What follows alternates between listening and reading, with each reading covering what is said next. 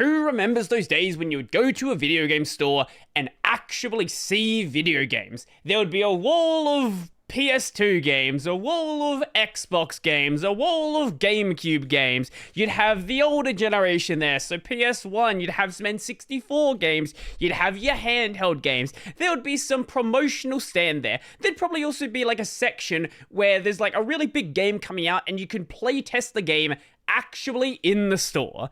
Now you go to a video game store and there's a wall of shirts. There's another one with card games and board games. There's like this little section off to the side that has the video games, and then the biggest wall in the store is covered from floor to ceiling in Funko Pops. As a certified figure enjoyer, I feel like I'm especially qualified to tell you that Funko Pops look terrible. I don't understand why people buy them. Well, I do understand because they grab the license to every possible series. So if you want to get a really ugly figure of some random Marvel IP, there will probably be a Funko Pop of it because there almost certainly is. But you know what? I wouldn't even buy one for someone as a joke.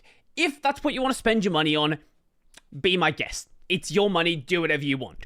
But I really just don't want to see them encroaching into every store possible. My local bookstore chain sells Funko Pops.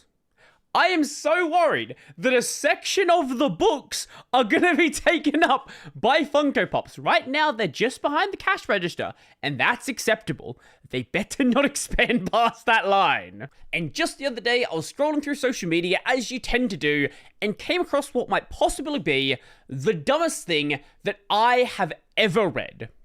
Something that actually happened. A post from itch.io. Now, for anyone who doesn't know, itch.io is a popular website for distributing indie games. Games like Doki Doki Literature Club, Deltarune, and Mindustry have all been distributed from this site. I kid you not, itch.io has been taken down by Original Funko. Yes, that Funko. The Funko Pop Funko. Because they use some trash AI-powered brand protection software called Brand Shield that created some bogus phishing report to our registrar, I Want My Name, who ignored our response and just disabled the domain. At the time, going to the website would show you this, it was completely dead, and if you wanted to do a Whois lookup, it would show you this. The status is currently inactive. At the time, the domain name registrar had completely killed it. Now, as you could probably guess, most normal people don't know and don't care that Brand Shield is a company that exists. It is not something that normal people generally need to interact with. It is something for company-to-company interactions. But that doesn't mean they're a small company, and there are quite a few major brands that directly say they are involved with them. Levi's, New Balance, Dropbox, and crypto projects like The Sandbox, just to name a few, and that's only a couple of them. They have a bunch of other categories they also work with that are not necessarily being publicly listed. I don't know how many customers they have, but clearly they are a well-respected and well-trusted brand in the space of, I guess, brand protection, offering quite a number of brand-related services, like brand-oriented digital risk protection, online brand protection, trademark infringement protection, anti-counterfeiting, anti-phishing, and dark web monitoring, amongst many other things. Now, whilst the response from Brand Shield was absolutely overzealous, this did not need a phishing report sent to the domain name registrar acting like itch.io is the one trying to phish people. There was something actually spotted that did need to be taken down and was taken down. Also, for transparency, we did take the disputed page down as soon as we got the notice because it's not worth fighting stuff like that. Regardless, our registrar's automated system likely kicked to disable the domain since no one read our confirmation of removal. Now, yes, it's funny that it's an AI tool, it's funny to laugh by AI and all of that stuff. Yes, I get it as well, but just grant the fact that there actually was a problem that actually needed to be dealt with. The party that I think is truly at fault here is I Want My Name, the domain name registrar. This is quite an old registrar, founded in 2008. Now, personally, I am a Namecheap enjoyer. They've really never done me wrong. There are some other registrars out there who I certainly have issue with, but that's a whole separate old story. And I Want My Name is certainly not one of the cheaper options out there. Let's just search my name here, and let's say I wanted the .com. That would be $19.99 US, .ai $110, .tech $83.90. Comparing those prices to Namecheap, once again still in USD, the .tech is $34.99, the .com is $9.98, and if we go for .ai, that is $79.98.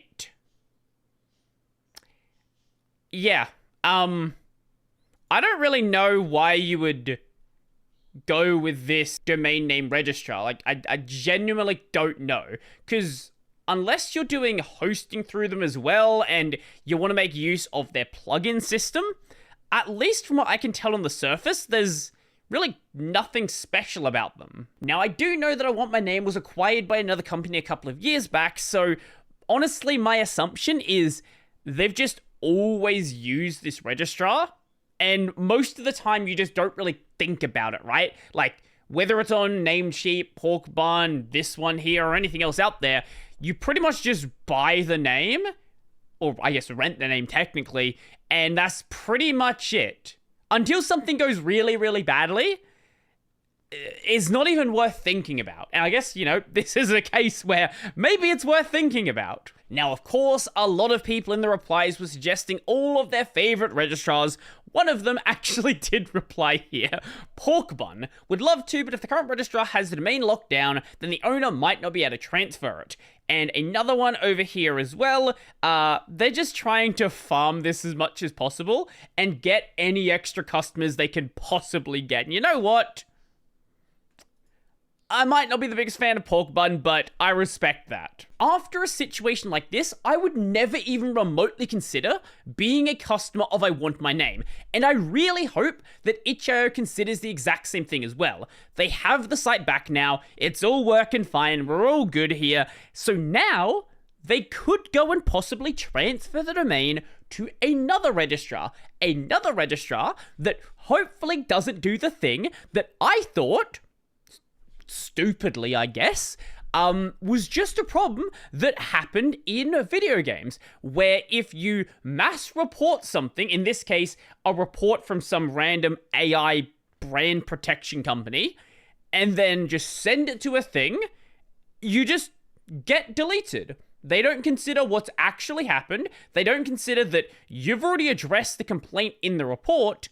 They just remove you. I thought this was a World of Warcraft problem. I didn't think this would be a problem for actual business-to-business communication. There is absolutely no place for this to be happening.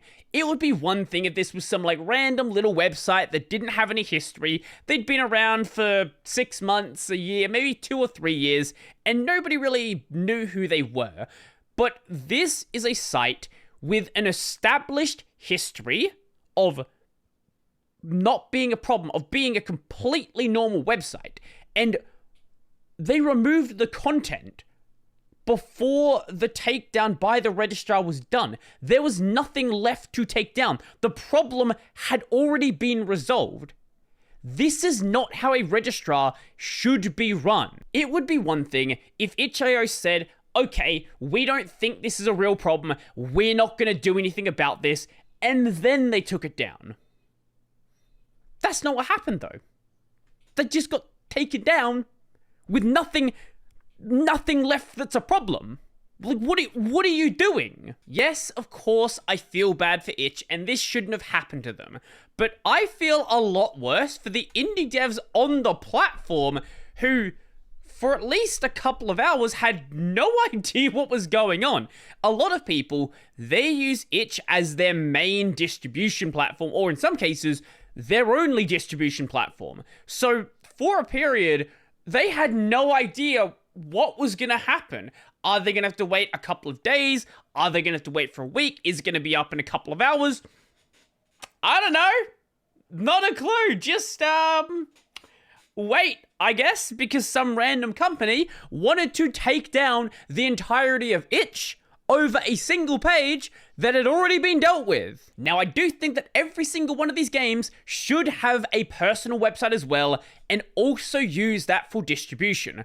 But by being on itch, it acts as like a marketing tool, right? Like, you're on the homepage of itch. People that have never heard of your game are gonna be able to find it. This is really useful, but at least as a backup in case anything goes wrong, it shouldn't be your only option. Now, following this happening, some of the involved parties have released statements. Firstly, Brand Shield. Now, following this happening, some of the companies involved have released statements. Firstly is Brand Shield. We want to address recent reports surrounding a website takedown. Brand Shield serves as a trusted partner to many brands. Our AI-driven platform detects potential threats and provides analysis, and in this case, an abuse was identified from an itch.io subdomain. We identified and reported the infringement and requested a takedown of the URL in question, not of the entire itch.io domain.